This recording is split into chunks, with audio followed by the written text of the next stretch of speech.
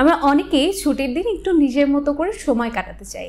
ঠিক তখনই মনে হয় আরে আগেরবার যে সেশনটা মিস হয়ে গেছিল সেটা তো এবার সেট করা যায়।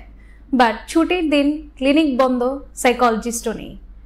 খুব বিরক্তিকর লাগে না যে সময় আছে বাট সাপোর্টটাই নেই? এটা খুবই সত্যি।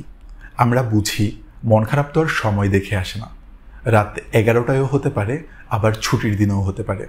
কিন্তু তখন যদি আমরা কাউকে না পাই তখন মন খারাপটা যেন আরো গভীর হয়ে যায়। তাই রিল্যাক্সিতে আপনি পাচ্ছেন সাপোর্ট একদম আপনার সময় মতো।